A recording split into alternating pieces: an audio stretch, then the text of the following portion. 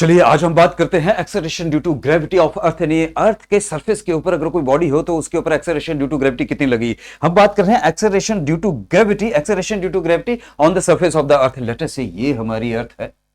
अब इस अर्थ के ऊपर ये रहा कोई ऑब्जेक्ट जिसका मास है स्मॉल एम। इतनी बात समझ में आएगी? कोई ऑब्जेक्ट जिसका मास है स्मॉल एम। चलिए ये रहा रेडियस ऑफ अर्थ, यहां से लेके यहां तक चलो, ये रहा रेडियस ऑफ अर्थ आर, और लेट अस से मास ऑफ अर्थ है कैपिटल एम। और आपको मालूम ही है एक्सेलरेशन ड्यू टू ग्रेविटी को हम स्मॉल जी से डिनोट करते हैं, जिसके लिए हमने अभी डेरिवेशन करनी है। इस सिनेरियो को समझें तो हमें यह मालूम है कि ये जो बॉडी है यहां अर्थ के सरफेस के ऊपर, इसका कुछ वेट है ना। वेट क्या होता है? वेट वो होता है the force with which the earth attracts the body towards the centre is known as the weight of the body. और वेट ही तो फोर्स है। सो क्या मैं ये लिख सकता हूं कि this force F is equal to m into G? ये हो गया वेट। ये क्या है? ये वेट तो है बॉडी का। वेट को ऐसे तो लिखते हैं F is equal to mg। इस इक्वेशन को दे दो इक्वेशन नंबर 1। इतनी बात समझ पाएगी।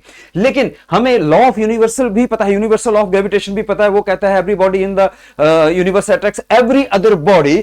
सो ये अर्थ इस बॉडी को अट्रैक्ट कर रही है। अगर हम इसको Newton's universal law of gravitation के हिसाब से भी लिखें तो क्या मैं ऐसे लिख सकता हूं F इज इक्वल टू, क्योंकि आपको ये लॉ मालूम है इसलिए बता नहीं रहा हूं, G capital M small m upon square of the distance between them that is r square. क्योंकि इन दोनों बॉडीज के बीच में अर्थ और इस के ऑब्जेक्ट के बीच का जो डिस्टेंस है वो r है, that is radius of the अर्थ। ये आ गया। इसको मैं इक्वेशन नंबर दे देता हूं 2।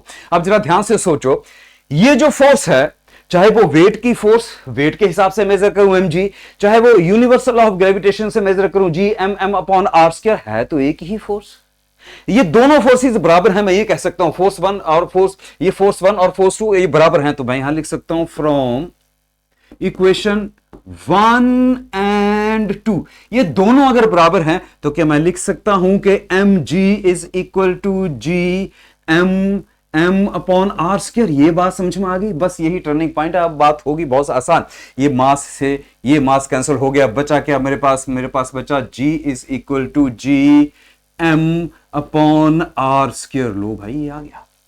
ये हो गया हमारा फाइनल आंसर। ये होगी। अब अगर मैं यहां पे G की वैल्यू रख दूं, मास ऑफ अर्थ की वैल्यू रख दूं, रेडियस ऑफ अर्थ की वैल्यू रख दूं, तो हमारे पास कैपिटल G की बात कर रहा हूं मैं, कैपिटल G की वैल्यू रख दूं जो कि यूनिवर्सल ग्रेविटेशन कांस्टेंट है, मास ऑफ अर्थ रख दूं, रेडियस ऑफ अर्थ रख दूं, तो मेरे पास आंसर आता है 9.8 मीटर पर सेकेंड स्क्वायर। ये बात समझ में आई? इजी। ये बात समझ में आई? इजी। लेकिन मैं आपसे यह भी कहना चाहता हूं कि इस फार्मूले से हम किसी भी प्लेनेट का मास यहां रख दें, उसी प्लेनेट का रेडियस यहां रख दें, जी की वैल्यू तो थ्रू आउट यूनिवर्स कांस्टेंट है, तो उस प्लेनेट के ऊपर एक्सेलरेशन ड्यू टू ग्रेविटी की वैल्यू आ जाएगी। जैसे मून, मैं यहां पर एम की जगह मास ऑफ मून रख दूं, आर की जगह रेडियस ऑफ मून रख दूं, तो मेरे पास आ जाएगा acceleration due to gravity on the surface of the moon. किसी भी सरफेस की किसी भी प्लेनेट के सरफेस पर इस फार्मूले से भी आप एक्सेलरेशन ड्यू टू ग्रेविटी निकाल सकते हैं। है ना बहुत आसान? चाहे